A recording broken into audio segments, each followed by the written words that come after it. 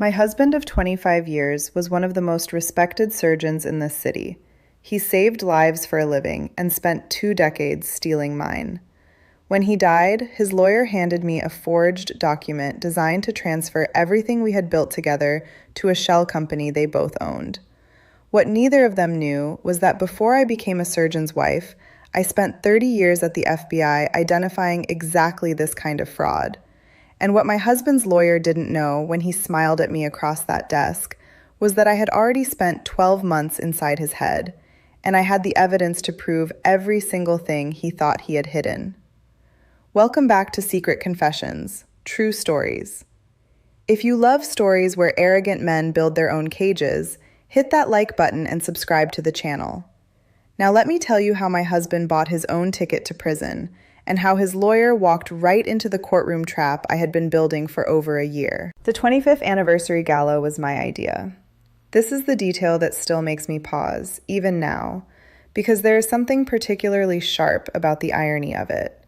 That I had organized the venue, selected the flowers, arranged the catering, written the invitation copy, managed the RSVPs, coordinated with the venue staff, and prepared the remarks that my husband would deliver, all for an event celebrating a marriage that I would discover, 3 months later, had been something other than what I believed it to be for most of its duration. I was good at organizing things. This is what 25 years as a surgeon's wife had made me, among other things.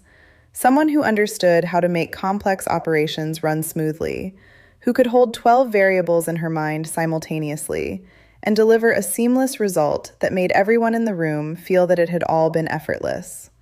The gala was effortless. 300 people in a ballroom that gleamed, my husband magnetic at the center of it, his hand at the small of my back during the toasts, his voice warm when he thanked me publicly for being the foundation of everything he had built. I have thought about that speech many times since, about the specific words he chose: foundation, everything. I had been, in a very literal sense, both of those things. The organizational infrastructure of our household, the manager of our social calendar, the person who made the dinners happen and the children's school events happen, and the charitable commitments happen that kept his public profile in the shape it needed to be in. I had done all of this while also being, though I rarely spoke of it in our social circles, a person with her own professional history, her own expertise, her own 30 years of a career that had ended when we moved cities for his fellowship, and that I had set aside with the particular pragmatism of someone who has decided that one person's work is the more important one for now. The now had lasted 25 years. When he died, suddenly, which I will not detail because the medical specifics are not what this story is about, I was 61 years old, and I had not used my professional training in a formal capacity for over 2 decades. I had kept my certifications current. This is a habit formed in the FBI, where you understand that credentials are only as good as their maintenance, and I had renewed them every required period without quite knowing why. Perhaps because some part of me understood that the career I had set aside was something I might need again. I did not know in the weeks immediately following his death that I would need it quite this soon or quite this urgently. Those weeks were what grief looks like from the inside, which is not the composed sorrow that appears in films, but something more chaotic and more physical. The exhaustion that arrives with loss, the administrative aftermath of a death, the specific disorientation of someone whose daily structure has been organized around a person who is no longer there. I was not at my most analytical. I was surviving. The meeting with the lawyer was arranged for 6 weeks after the funeral. His name was Garrett Winslow, a name that suited him in the way of things that have been carefully constructed to communicate a certain kind of authority. He was 50, expensively dressed in the manner of someone who considers visible cost a professional credential, and he received me in an office that had been designed to make you feel that you were in the presence of someone who handled important things, which is to say, it made you feel slightly smaller than you had when you walked in. He expressed condolences in the practiced way of someone who has expressed condolences many times and has developed an efficient manner for it. He offered coffee. He arranged the documents on his desk with the careful sequencing of someone who has done this before and knows what order produces the optimal effect. He told me that my husband had, some months before his death, revised the financial arrangements pertaining to our assets. He said this in the smooth, explanatory tone of someone presenting an unfortunate but settled reality to a person who is going to find it difficult and who needs to be handled carefully. The revised arrangements, he explained, transferred the primary property assets, our home, the vacation house in the mountains, the investment portfolio, to an entity called Apex Holdings in satisfaction of a long-standing business debt. There were other provisions, modest ones, that left me with enough to be comfortable, he said, in smaller circumstances. He said smaller circumstances with a particular careful sympathy that was worse, in some ways, than if he had said it bluntly. He leaned across the desk in the way of someone positioning himself slightly above the conversation and told me that the law was what it was, and that these processes could be difficult to navigate alone, and that he would be happy to help me with the transition, including, if I needed it, with the matter of relocating from the property. He told me he would help me pack. He said this with the smile of someone who has already decided how this ends. I looked at the documents he had placed in front of me. I want to tell you what happened in that moment because I think it is important. I had been in grief for 6 weeks. I was not at the sharp end of my professional capacity. And yet some things, once trained into the body, do not require the mind to be fully present. They simply activate, the way a reflex activates, because the stimulus is there and the response is established. I looked at the documents and I saw the signatures, and something in me that had been lying dormant for 20 years woke up and began doing its job. The pen pressure was wrong. My husband had a characteristic signature, heavy, decisive, the mark of someone who had signed an enormous number of documents over the course of a medical career, and had developed a particular physical certainty in the act. The signature was lighter in the specific way that indicates a different hand, a hand being careful rather than automatic, a hand that is thinking about what it is producing rather than producing it from muscle memory. The slant was wrong, not dramatically. Whoever had done this had been careful, had clearly studied his signature, had produced something that would pass ordinary scrutiny. But there was a rightward compensation that his natural hand did not make, the tell of deliberate control rather than habitual movement. I saw these things in perhaps 5 seconds. In those 5 seconds, I knew with 30 years of professional certainty that the documents in front of me were forged. I said nothing. I thanked Garrett Winslow for his time. I said I would need some time to process everything. I took the copies he provided. I shook his hand. I left. I drove home and I sat in the car in the driveway for a while. And I let myself feel what was underneath the professional activation, which was a very large and complicated thing. Because knowing that the documents were forged did not simplify the situation. It multiplied it. It meant that my husband, or someone acting with knowledge of our affairs, had been planning this. It meant that the marriage I was grieving was not entirely the marriage I had thought I was in. It meant that the grief had a new layer now, which was not just loss, but betrayal. And the two do not grieve at the same rate or in the same way. And having both simultaneously is its own particular kind of damage. I went into the house. I went to the study. I retrieved my forensic equipment from the cabinet where I had kept it, maintained and current, for 20 years of not needing it. The magnifying loupes, the light board, the digital microscope. I set them up on the desk, and I requested, through a politely worded message to Winslow's office, the original documents for my personal records. A sentimental request, I said, the desire to have something with my husband's signature. He sent them without apparent concern, which told me everything I needed to know about how confident he was. I spent 3 days with those documents. What I found confirmed and elaborated what I had seen in 5 seconds across his desk.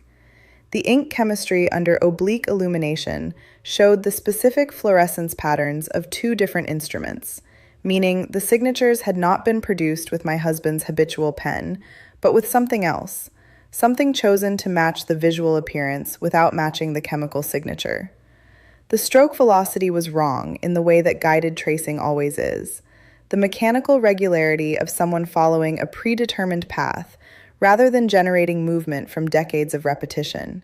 The hesitation marks were present at the critical junctures, microscopic tinta pooling that records the pause of a hand that is thinking rather than flowing. And then I began investigating Apex Holdings. This took longer and required different skills, but the skills were adjacent to the ones I had spent 30 years developing.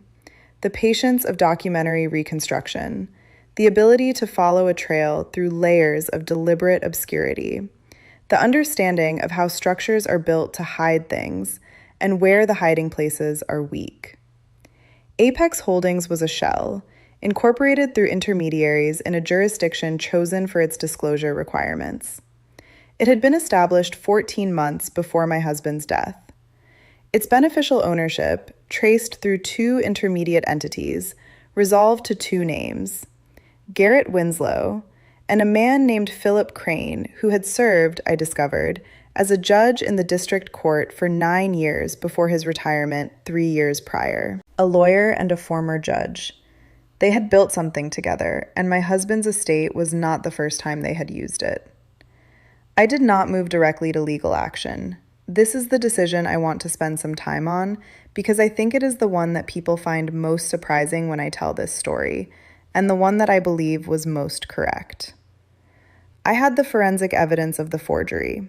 I had the documentary trail connecting Winslow and Crane to Apex Holdings.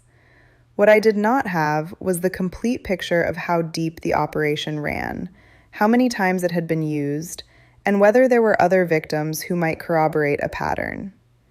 A single forgery case can be defended as an error. A pattern is something else. So I built the pattern, and I did it from the inside. The profile I created was not elaborate. This is actually the first principle of effective deception. Complexity creates inconsistency, and inconsistency creates doubt. I constructed a simple identity. A recently widowed woman of means, somewhere in her mid-50s, relocating to the city after settling her late husband's estate, looking for legal guidance regarding significant assets. I used a photograph that was not me. I used an email address and a phone number that could not be traced to me directly. And I made contact with Garrett Winslow's office in the capacity of a prospective client. What followed over the next 11 months was one of the more absorbing professional experiences of my career, though my career had officially ended 20 years earlier. Winslow was attentive to the new client in ways that were instructive, the specific attentiveness of someone who has identified a target and is managing the approach. He was warm, patient, available. He asked careful questions about the nature of my assets, the structure of my late husband's estate, the degree to which I had been involved in managing our financial affairs. He was assessing, with the practiced eye of someone who has done this before, how much I knew and how much could be moved without my understanding what was happening. The answer he was looking for was not much and a great deal. I gave him the former in my performance and collected evidence of what he planned to do with the latter. Over 11 months, through the persona he believed was a vulnerable, wealthy widow, I watched him transfer assets in test amounts. Small movements first, the standard approach of someone establishing trust while calibrating risk. I documented each one. I watched him reference properties, accounts, the structure of Apex Holdings in conversations that he believed were with someone who lacked the financial sophistication to understand what she was being told. I documented those too. I built a file that was, by the end of the 11 months, one of the more complete records of a systematic fraud operation that I had assembled in my career. I was building this file while Winslow was simultaneously managing the legal pressure on my actual identity. The eviction notices arrived on a predictable schedule, formal, escalating, each one more pointed about the timeline by which I was expected to vacate the property. He called mutual friends. He presented himself as reluctantly managing a difficult situation involving a woman who was not coping well with her circumstances. He had the particular confidence of someone who has done this before and believes the machinery of it is under control. He was not in control of all of it. I filed the legal challenge to the estate documents through a different attorney, one whose connection to me was not visible to Winslow in any of his prior research. The challenge was narrow and specific, a formal contest of the authenticity of the signatures on the asset transfer documents, filed with an accompanying request for forensic examination. Winslow's response was exactly what I expected. Confident, dismissive, framed around the grieving widow who was refusing to accept a difficult legal reality. He wanted me in court. I wanted him there too. The hearing was a Tuesday in November. I arrived early and watched him from the gallery, the ease of a man in a room he considers his. He spoke with the court clerk with the casual familiarity of a regular. He arranged his materials with the unhurried confidence of someone who has already decided how the morning ends. He caught sight of me once, and his expression contained no concern, which was the last version of that expression I would see on his face. His presentation of the case was technically proficient.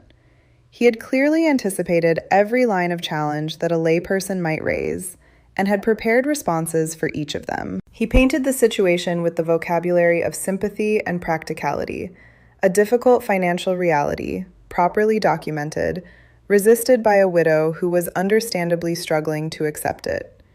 He was persuasive in the way of someone who has persuaded rooms before and trusts the performance. When it was my turn, I took the stand. His cross-examination was designed to establish incompetence.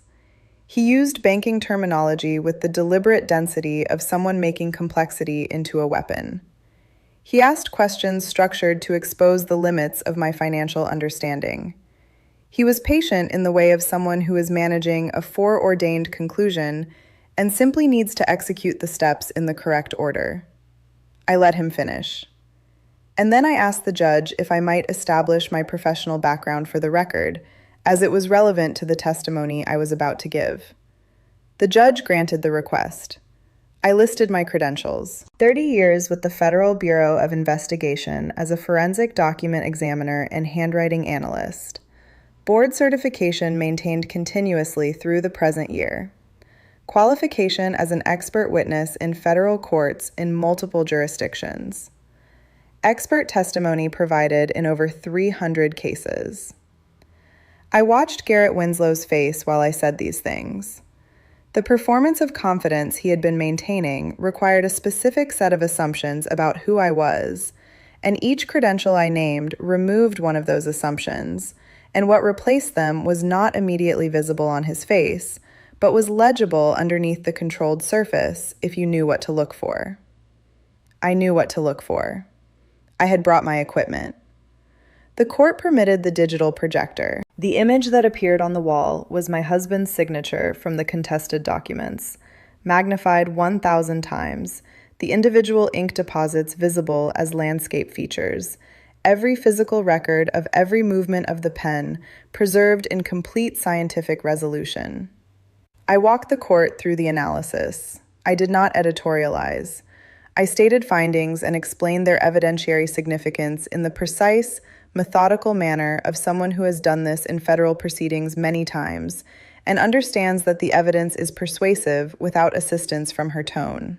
The hesitation marks and what they indicate about a hand that is copying rather than signing from memory, the pressure distribution in the downstrokes, and how it differs from the pressure patterns in my husband's authenticated signatures on documents from the previous decade. The stroke velocity analysis and the specific mechanical regularity that distinguishes guided tracing from genuine handwriting. I showed the comparison samples. I showed the fluorescence analysis. I showed the stroke-by-stroke breakdown that demonstrated not just that the signature was forged, but how it had been forged, by whom's methodology, with what kind of instrument, in what approximate sequence. And then I introduced the Apex Holdings documentation, the corporate records, the beneficial ownership disclosure that resolved through the intermediary entities to Garrett Winslow and Philip Crane, the transaction records that I had collected over 11 months through the catfish operation, which I explained to the court in full, including the specific conversations in which Winslow had referenced the Apex Holdings structure in the context of what he believed was a new client's assets. The recording of those conversations was the final exhibit. I had disclosed its existence to my attorney in advance. It was admissible. I played the relevant portions. The courtroom had the quality of a room where a large number of people have simultaneously understood something irreversible. Winslow had stopped writing some time before I finished. He was sitting with the stillness of someone whose calculations have all resolved to the same answer, and the answer leaves nothing to do. His color had changed in the way that color changes when the physiological support for composure is withdrawn. He looked like what he was, which was a man who had built an operation on the assumption that the people he targeted would not understand what was being done to them, confronted with the evidence that one of them had understood it rather precisely. Crane was in the gallery. He had come, I supposed, because he believed it would be a routine conclusion to a routine operation. He was arrested where he sat. Winslow was arrested at the defense table, in the specific version of stillness that is not dignity, but its absence. The stillness of someone who has run out of moves. The charges that followed were substantial: felony forgery, fraud, criminal conspiracy, and in Crane's case, the additional weight of having used his former judicial position to smooth the operation in at least 2 prior instances that the subsequent federal investigation identified. Both were convicted. Both received sentences that will occupy the remainder of their professionally active years. The property was returned. The asset transfer documents were voided. The estate was administered correctly, under the supervision of a court-appointed attorney, and resolved to me without the complications that Winslow had intended. I have been asked since all of this whether I wish things had been different. Whether I wish I had not had to spend 11 months inside a deception to document what had been done to me. Whether the professional expertise that made the outcome possible makes the outcome feel better in any way that matters. The honest answer is that it makes it feel complete, which is not the same as feeling better. My husband died and I mourned him. The marriage was also something other than what I believed it was for portions of its duration, and I have mourned that too, which is its own kind of loss and takes its own kind of time. These things do not resolve because of courtroom outcomes. They resolve, slowly and imperfectly, through the ordinary passage of time and the ordinary work of continuing. What the courtroom outcome gave me was not comfort, but accuracy. The record reflects what actually happened. The people who organized the forgery are in prison.